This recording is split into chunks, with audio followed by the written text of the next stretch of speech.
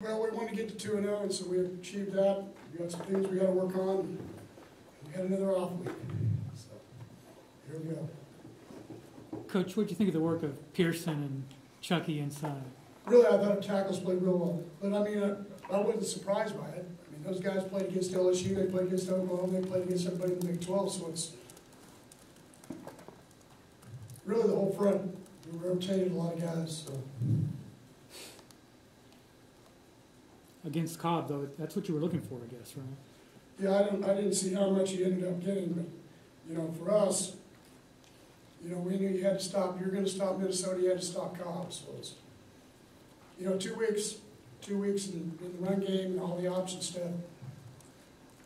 But, you know, I think the world of Jerry Keel, so it was hard walking across that field, but I was glad I was on my side and not the other, but good man, really good man.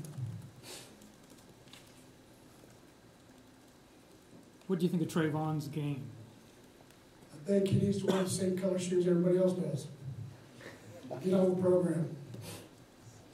So, got to make sure that we're playing within the system, doing the things we need to do. The offensive line did a pretty good job. We had a lot of scramble. That's the thing Trayvon can do. If you're going to play coverages where you're going to drop everybody out, he's going to end up running on you. So it's, but the thing I'm most disappointed has been both weeks in a row. We got to play better on third downs. A lot of it has to do with penalties.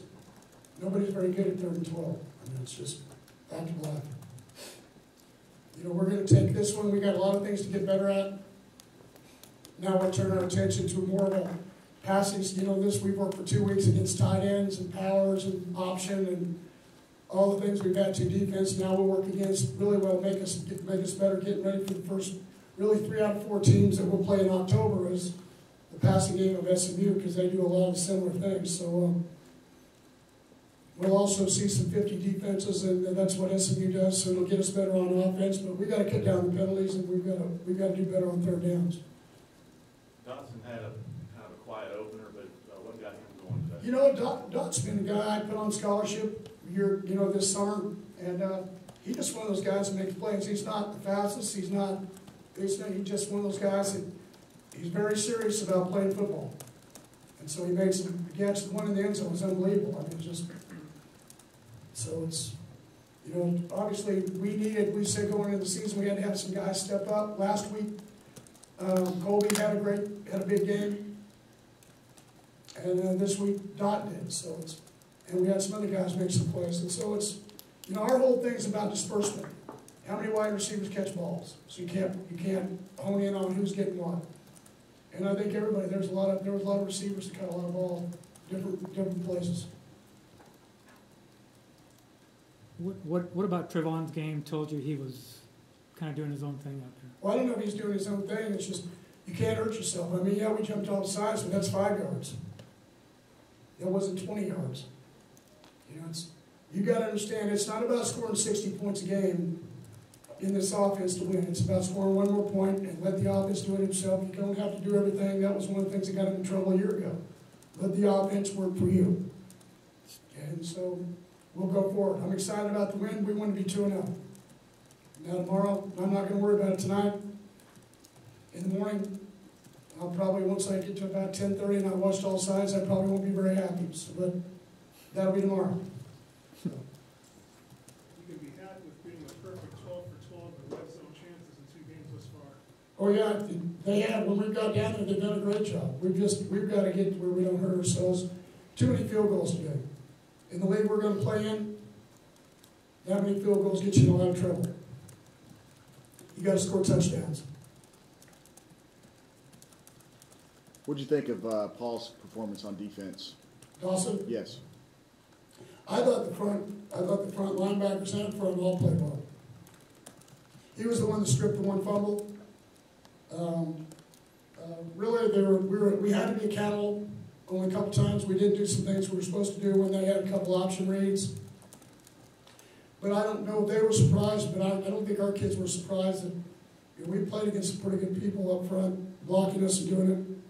We game plan-wise, we crowded the line of scrimmage a little bit, forced them to try to throw the ball, try to get more people than they had there.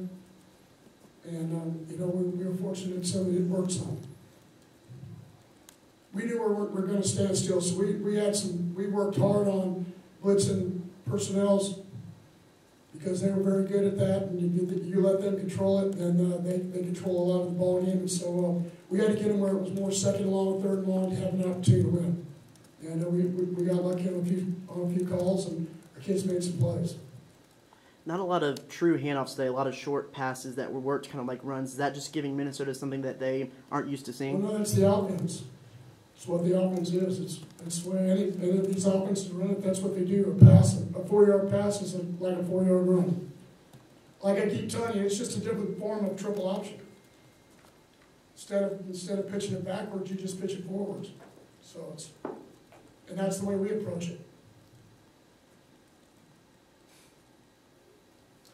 It's a fun crowd. I think I should make a rule: if you're not in the stadium by the time you score a first touchdown, you can't come in. We'll see how that works. It's a great crowd, but they missed 14 points in 2 ball games. Crowd, I'll tell you who was unbelievable though. The student section again was unbelievable. And as a general of the whole stadium, it was fun. The whiteout was great. We really thank everybody for joining in and being part of that. So I got the question: well, why were you in purple? Well, you can't wear white at home. And we were actually going to wear a gray, but it was going to be overcast, and I wanted to make sure we could see it, so we changed to the shiny helmet with the purple top. I'm just a fashion guru. I'm just telling you guys right now, fashion guru.